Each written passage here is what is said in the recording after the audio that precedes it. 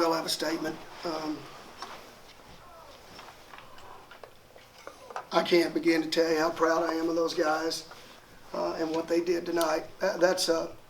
We didn't tell our players, but you know this as media, and I know it as a head coach. You just can't lose home games in conference races, and I know this year, every night in and night, it's going to be like that, and there's a possibility of that happening. But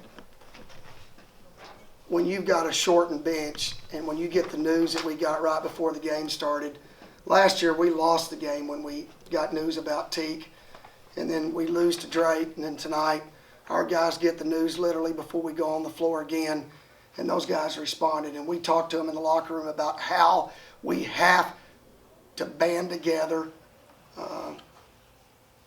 and we have to just play and pick everybody up. And with that bench tonight, and then of all things you add into it, Sean Lloyd gets into foul trouble. And I'm just telling you, I thought that was just a heck of a gutty performance. And everybody wanted to take Aaron's head off there at the end of the game because of the turnovers. But let's come back and think about what he did. He never got to rest tonight. He got to rest 1 minute in the game. He played 39 minutes because he had to, and he makes 5 out of 6 free throws and hit us a big-ass 3. So, and I wanted to take his head off. I was just like everybody else. But he came back and did the next play. And I told him after the first bonehead turnover, I told him, you're okay. You're okay. And then he made the 3. And after the second turnover, I didn't even look at him. I couldn't look at him. And then he knew to make the free throws. But I thought it was a great gutty win. Huge gutty win for our program and for those kids. I'm so proud of them. Are you saying Bull's done for the year? We don't know. He gets an MRI tomorrow. I'm not trying to overhype this, guys. We've been down this road before. It's not his knee. It's his ankle. So we're going to have an MRI in the morning, and depending on when they can read it, we'll find out. You mentioned Sean's foul trouble. Can you just talk about the way Eric McGill stepped into the breach there and kind of kept you afloat the first half? Well, surprisingly, Eric did, but the guy that stepped in for us was Marcus Bartley. Marcus Bartley played a position tonight that he has never played in his entire college career. Not once since I've been here have we dummied an offense 5 versus 0 with him at that spot. And I looked at him and I said, can you run the 4 spot? Because for whatever reason, the aliens had picked up Gooch and took them back to the mothership. So we didn't have another 4-man. We didn't have another 4-man. In KP, we had to play back and forth with Rudy and KP. So Marcus said, Coach, I know every spot on the floor. So we played him. That's great. I mean, we were able to execute offensively because Marcus was able to go into that mode, and that really helped us a ton. And then, of course, what Eric did rebounding is just, guys, I'll tell you what, that little sticker may lead the rebounding in conference as a guard. But there's a great chance he's going to be our leading rebounder. In our last, 5-6 games, he's been one of our best players. So he's so quiet doing it. I didn't realize he had 12 rebounds. He's quiet at everything he does. He's quieter than a church mouse. I'm just telling you, that's the way he is. And then I thought Kavion Pippen tonight was awesome. Missed 5 shots total. And, I mean, I thought he was, and that was our whole deal. Get the ball to him, get it in there. And I thought our guards should get a lot of credit because they threw it in there to him. Did you feel like your guys struggled to recognize Craig Lowe as the shooter, or just that was the best you could do and he just made a lot of good shots tonight? I'll help you guys out here a little bit. The reason Craig Lowe got shots is because our guards were getting beat on penetration, and we were having to help. So, you know, it's that old adage. Do you stop him from getting a layup and guard the guy shooting, or what, you know, and the nature is to take away the layup. But the guy that was guarding Craig Lowe tonight wasn't at fault. It was the guy guarding the ball.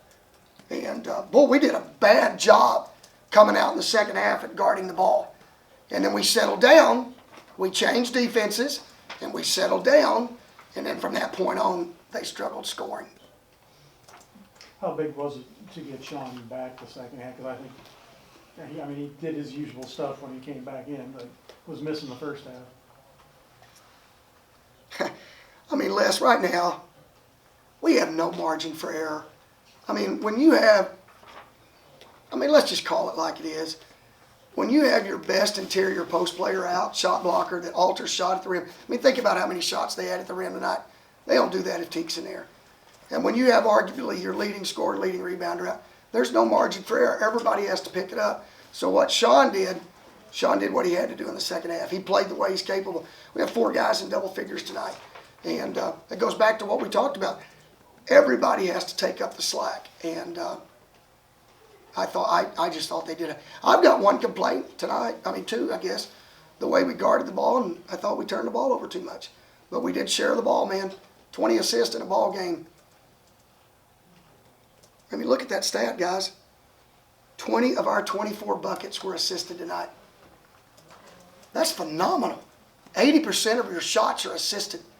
So, I mean, if we just continue to do that, I think we'll have a good chance to be pretty good. We got to get healthy. You couldn't get away from them, but then you never let them get the lead either, and it just seemed like it kind of fluctuated in that 1 to 7 range. Hey guys, I'm going to tell you something right now. With the exception of the Indiana State game tonight, which is absolutely blowing my mind, I never saw that coming. I am telling you right now, every game is going to be like that game tonight. Illinois State's got a 10-point lead with 1 minute and gets beat on a half-court shot by 1. Double overtime at Evansville. Northern Iowa goes in and beats the tar out of Bradley. It's not going to be easy. This is going to be an unbelievable year for fans to watch Valley basketball. And it is going to be a KO Pectate Pepto-Bismol year for every head coach in this league. And you can quote me on that. And I'm drinking a bottle tonight. I'm going to be like a NASCAR guy. I'm going to advertise for KO Pectate and Pepto-Bismol. I'm going to come out with a pink. What is KO Pectate? It's white and blue, isn't it? Navy and white and pink ties from here on out. That's a little too much information. Yeah. MRI notwithstanding, is there any chance that Teak is available for the weekend? I mean, Les, I've never played possum with injury since I've been here. We're going to play him if we can, but I don't see it. I just don't see it happening. We worked him out. When did we have media day? What day was that? Tuesday. Okay, we worked him out Tuesday a little bit. And we were really encouraged. Man, we're feeling pretty good. And he came back in on Wednesday and was sore as could be. So we held him out on Thursday. And, held him out on Thursday. Light yesterday. And I'll be dead gum this morning and shoot around. He tweaked it, and it hurt him.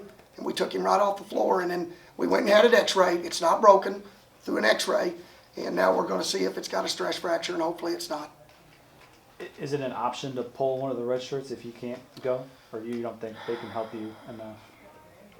Hopefully you don't have to deal with that, but Yeah, I'll take you through that process if we have to answer it. We've already delved into that, so I'll tell you when we get there. It's a conundrum, Todd. It's a conundrum, and it's a conundrum. That's a good question, because you needed Teak tonight. Yeah, we really needed You Teak needed tonight. him tonight. Tell you who else we needed. The other guy too. All right, guys. Thanks, Thanks, guys. Coach. Thanks for coming. See you guys.